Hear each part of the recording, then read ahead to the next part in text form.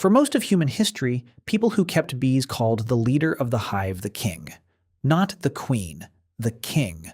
The large, important, central individual around whom the entire colony organized itself was assumed, by beekeepers and natural philosophers from ancient Greece through the medieval period, to be male. Because, of course, the leader was male. That was simply how leadership worked in the world that these observers inhabited, and they mapped that assumption onto the hive without seriously questioning it. The ancient Greeks wrote about the bee king. Roman agricultural writers wrote about the bee king. Medieval scholars wrote about the bee king. Shakespeare wrote about the bee king. The assumption was so firmly embedded that when evidence accumulated suggesting the leader was actually female, it was resisted for decades. Some natural philosophers proposed that perhaps the queen was not actually female, or that the female classification did not carry the same implications in insects as in vertebrates, or that the whole sex question was more complicated than it appeared. Because the alternative, accepting that the most efficiently organized, most productively functional, most impressively engineered superorganism on Earth was run by a female, with all reproductive males being produced solely for a single function and then systematically eliminated, was apparently more cognitively challenging than restructuring one's entire theory of bee biology. Eventually, the evidence won. It always does. The queen is female. The workers are female. The drones, the males, exist for one purpose. Fulfill that purpose if they are lucky, and die. In most cases, they do not even get to do the dying themselves on their own schedule. At the end of the season, the workers throw them out of the hive, at which point they starve because drones cannot feed themselves and have not been practicing any other skills. This is the bee social system, and it is the product of one of the most fascinating evolutionary histories in the entire animal kingdom.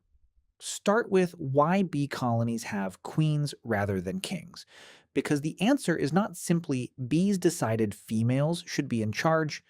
The answer is the product of a specific genetic system that is so bizarre it required a century of genetics research to fully understand.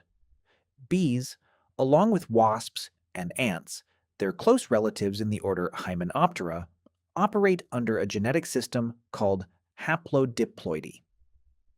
In most animals, sex is determined by whether an individual receives two sex chromosomes, two copies of either X or Y type.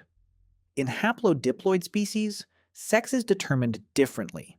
Females develop from fertilized eggs and have two sets of chromosomes, one from each parent. Males develop from unfertilized eggs and have only one set of chromosomes, the mother's contribution with no paternal input at all. The consequence of this genetic system for the social structure of bee colonies is profound and specific. A female bee shares 75% of her genes with her full sisters, more than she would share with her own offspring, who would receive only 50% of her genes. A male bee shares 50% of his genes with his daughters.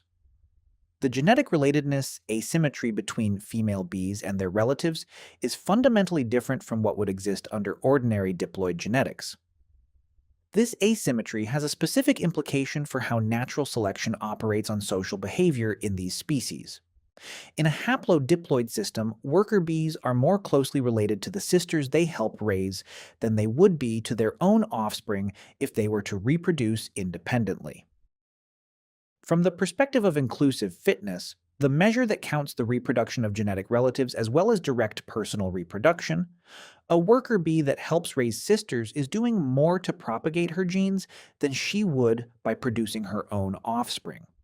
This is the specific evolutionary foundation of eusociality in bees, the genetic system that makes giving up personal reproduction and dedicating one's life to raising siblings the highest fitness strategy available to female workers. The queen does not rule by force or by social dominance in any straightforward sense. She is the individual whose reproductive specialization serves the colony's fitness, while the workers' reproductive suppression serves their own inclusive fitness in a system where the genetic mathematics made worker, sterility, the evolutionarily stable strategy. The king question, therefore, answers itself. There is no king because the specific genetic system of bees made female reproductive specialization and male reproductive limitation the evolutionary outcome that maximized fitness in colonial contexts. The social structure followed the genetics. The genetics followed the evolutionary mathematics of haplodiploidy. Now examine what the queen actually is, because the popular understanding of queen bee biology is wrong in several specific and important ways. The queen is not the colony's leader in the sense that the word queen implies in human political contexts. She does not make decisions. She does not direct the workers. She does not determine the colony's behavioral responses to environmental challenges. The workers do all of this through the distributed decision-making processes of swarm intelligence. The emergent collective cognition of thousands of individuals, each operating according to local information and simple behavioral rules, with the aggregate producing colony-level behavior that is more sophisticated than any individual could generate. The queen's actual role is reproductive. She is a highly specialized egg-laying machine whose physical form reflects this specialization.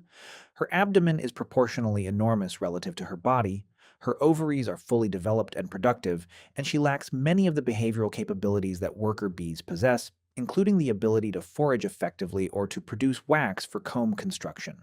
She is literally physically incapable of doing most of what the colony requires done. What she produces that makes her indispensable is pheromones and eggs. Queen mandibular pheromone, a complex chemical signal produced in the queen's mandibular glands, is the primary signaling molecule that organizes colony social behavior. This pheromone suppresses worker ovary development, maintaining worker sterility. It inhibits workers from rearing new queens as long as the existing queen is present and productive. It provides the colony with constant chemical information about the queen's status. When the queen's pheromone production declines, as it does when she ages, when she is failing, or when she is absent, the colony responds rapidly and specifically. Workers begin rearing new queens from existing worker larvae by feeding specific larvae the extended royal jelly diet that triggers queen developmental pathways. The colony is continuously monitoring the queen's chemical status and is prepared to replace her as soon as that status declines below functional threshold. This is not a power structure in any recognizable human sense. This is a chemical signaling system in which one individual's reproductive output and pheromone production organizes the behavior of thousands of others, and in which those thousands of others are continuously evaluating the quality of that output and replacing the individual when it fails. Here is where the ancient human context becomes directly relevant, and it is considerably more interesting than most discussions of bees acknowledge. Ancient humans kept bees, not in the modern sense of managed commercial apiculture, but in the specific sense of seeking, harvesting, and in some cases maintaining access to honeybee colonies in ways that reflect a sustained and sophisticated relationship with the insects. The evidence for ancient honey hunting goes back at least 8,000 years in Africa, where rock art at multiple sites depicts human figures accessing bee colonies in trees or rock faces, with specific details of the harvesting process rendered with sufficient accuracy to confirm that the ancient artists were depicting a real activity they had directly observed and participated in. The rock art of the Drakensberg in southern Africa contains detailed depictions of honey hunting that anthropologists studying the Yaokungsian and related peoples in the modern period have recognized as accurate representations of the specific techniques those communities still used. Ancient humans were accessing honeybee colonies, climbing trees or cliff faces to reach colonies in cavities, using smoke to suppress bee defensive responses during harvesting, extracting comb containing honey and brood. With enough regularity and enough cultural significance that the activity was recorded in some of the oldest figurative art traditions on Earth. What did ancient humans understand about the colonies they were harvesting from? The behavioral observation of intelligent, attentive people who regularly engaged with bee colonies in the intimate way that honey hunting requires would have been detailed and accurate for the practically relevant aspects of bee biology. Ancient honey hunters would have known that disturbing colonies provoked defensive responses from the workers. They would have known that smoke suppressed these responses. They would have known that the large, central individual whose cells they could find in the heart of the brood nest was somehow special and differently treated by the other bees. They would have known that colonies in different cavities had different temperaments. The practical knowledge that ancient honey hunters accumulated about bee colonies through sustained direct engagement was a genuine form of practical apicultural understanding that preceded formal beekeeping by thousands of years. The specific technique of using smoke to suppress bee defensive behavior. By the way, if you want to go even deeper into the secret lives of ancient humans, I just launched a full course called The Secret Lives of Ancient Humans. 10 modules, 3+ hours of content covering everything we never talk about on YouTube. What they feared, how they communicated, what hunted them, and much more. Plus an exclusive PDF guide included. Link in the description. See you inside. Which remains the fundamental technique of beekeeping in every tradition that has been studied, requires specific knowledge. What materials produce the right kind of smoke, how much smoke to use, where to direct it, and what the colony's response indicates about whether enough has been applied. This knowledge cannot be acquired through a single encounter with a bee colony. It develops through sustained, repeated engagement with colonies under varying conditions, with the specific outcomes of different approaches informing the developing knowledge of the practitioner. The ancient honey hunter, who had accessed dozens or hundreds of colonies across their lifetime, had accumulated exactly this kind of detailed practical knowledge. They knew things about bee behavior that no naturalist who had not directly engaged with colonies in this hands-on way could have known. They had observed colony defensive behavior, queen replacement behavior, swarming behavior, and the specific seasonal patterns of colony activity with an intimacy that produced accurate, practically applicable understanding even without any formal biological framework. The ancient observation of bee social behavior, the specific patterns of who did what in the colony, which individuals were treated differently by other bees, what happened when specific individuals were removed from the colony, was probably considerably more detailed than the scholarly natural philosophy of later periods, which often reasoned about bee biology from theoretical frameworks rather than from direct, sustained practical engagement. The swarming behavior of bee colonies is the aspect of bee biology most likely to have been widely observed by ancient humans across many different cultural contexts because swarms are dramatic, highly visible events that occur in the open rather than within the concealed interior of a colony cavity. A bee swarm, the division of a colony in which the original queen departs with approximately half the worker population to found a new colony, is a spectacular natural event. A cloud of tens of thousands of bees moves through the landscape in a coordinated mass, settles temporarily on a branch or other surface, while scout bees investigate potential new cavity sites, and then, through a specific democratic consensus process, selects a destination and moves as a unified mass to occupy it. Ancient humans who observed swarms were observing behavior that raised obvious questions about what was happening and what determined the behavior of the swarm. The specific patterns of movement, the settling behavior, the decision and departure for the final location. All of these were observable, and were the kind of phenomenon that the intensely observant ecological intelligence of ancient human communities would have attended to carefully. The decision-making process within a bee swarm is one of the most extraordinary examples of collective intelligence in the biological world. Scout bees return from investigating potential nest sites and perform waggle dances on the surface of the settled swarm mass, with the vigor and duration of the dance indicating the quality of the site they have found. Other scouts observe these dances, visit the advertised sites, and either support existing dance advertisements or begin their own.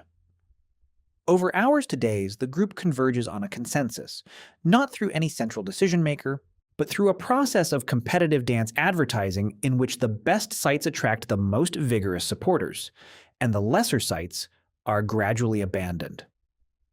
The philosophical dimension of this decision-making process, thousands of individuals reaching a group decision without any leader through distributed information processing and competitive advertising, is remarkable enough that modern computer scientists have modeled it as an algorithm for solving specific classes of optimization problems. Ancient humans could not have known the computational elegance of the swarm decision-making process. They could observe its outcomes. The swarm that appeared directionless for hours eventually departed with specific, unified, apparently purposeful movement to an exact destination. The honey itself is the dimension of the bee-human relationship most directly relevant to ancient human dietary experience, and the importance of honey in the ancient human diet was probably greater than most discussions of ancient nutrition acknowledge. Honey is a unique dietary resource in the context of ancient foraging. It is one of the most calorie-dense foods available in natural environments, with approximately 80% of its mass consisting of sugars that are immediately bioavailable without processing. In environments where calorie-dense foods are valuable, and where the specific palatability of sweetness is a reliable indicator of caloric density, honey represents an exceptional resource whose value ancient humans were neurochemically predisposed to recognize and seek. The beeswax that accompanies honey in harvested comb is also a useful resource. And the consumption of brood comb, which ancient honey hunters almost certainly engaged in, provided significant protein and fat in the form of bee pupae and larvae, adding nutritional value beyond the honey itself. The fossil dental evidence suggests that ancient humans had significant honey consumption across their evolutionary history.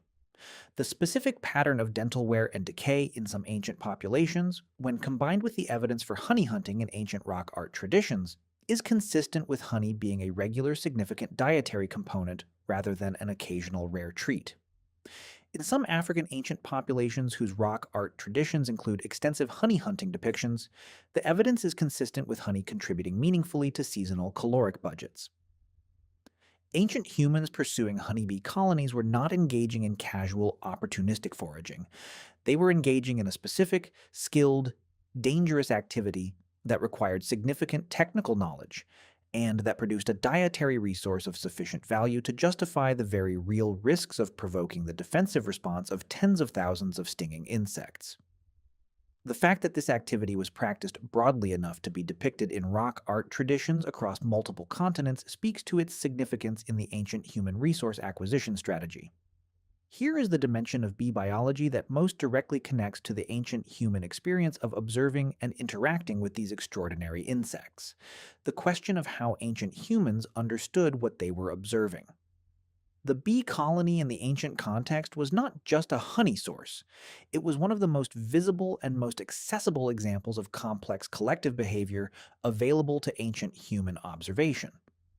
The specific behaviors of bee colonies, the coordinated defense, the organized labor division, the seasonal patterns of activity, the swarm behavior, and its apparent collective decision-making were phenomena that any attentive observer who spent time near bee colonies would accumulate significant detailed knowledge about.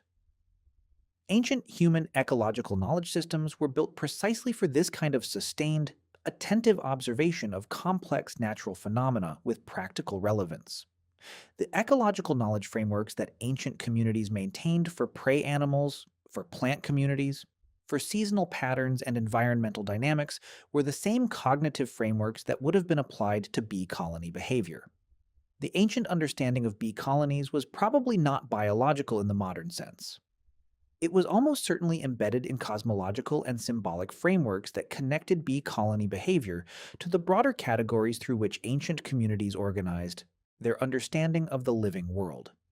Bees that built ordered structures, that organized themselves into clearly functional social groups, that produced valuable resources through their coordinated activity, that defended their home with organized collective response. These were behaviors that ancient observers would have found remarkable and would have incorporated into the symbolic and conceptual frameworks through which they understood animal behavior and its relationship to the human world. The specific gender of the colony's central individual was almost certainly not known to ancient honey hunters in the biological sense. The internal reproductive anatomy of the queen that makes her definitively female was not accessible to external observation. What ancient observers could see was the distinctive appearance and treatment of the queen, the specific behavioral patterns of the workers toward her, and the colony's dramatic response to her loss. Here is the full picture of what the question of bee kingship actually reveals. There is no king in the bee colony because the genetic architecture of Hymenoptera, The haplodiploidy system that makes sisters more genetically related to each other than to their own offspring produced an evolutionary trajectory in which female reproductive specialization and worker sterility were the stable endpoint. The economics of inclusive fitness, operating through a specific genetic system, produced a social architecture in which every productive role is filled by females, in which male existence is narrowly functional and seasonally disposable, and in which the reproductive specialist at the center of the colony happens to be female not by design or preference, but by the specific mathematical outcome of a genetic system that evolution stumbled into hundreds of millions of years ago. The human observers who assumed the central individual must be male were projecting their own social frameworks onto a biological system that had been organized by entirely different principles. The bee colony's social structure was not determined by the same factors that determined human social structures. It was determined by haplodiploidy, by the specific economics of colonial reproduction, by the evolutionary dynamics of eusociality, none of which had any necessary relationship to the gender dynamics of human societies. Ancient humans who harvested honey from bee colonies were interacting with one of the most sophisticated social organisms on Earth while knowing nothing of haplodiploidy, nothing of inclusive fitness, nothing of the evolutionary mathematics that produced eusociality. What they knew was that the honey was where the bees were, that the smoke helped, that the colony was more than the sum of its individual members, and that the specific individual at the center of the brood nest was somehow the colony's most important individual. They knew the practical truth of the queen, even without the name or the biology. They had been watching her for a very long time. The scholars who came later and called her king were, in the specific way that excessive theoretical confidence produces error, less accurately informed than the ancient honey hunters who had been climbing trees to reach her for thousands of years before any scholar thought to write about bees at all.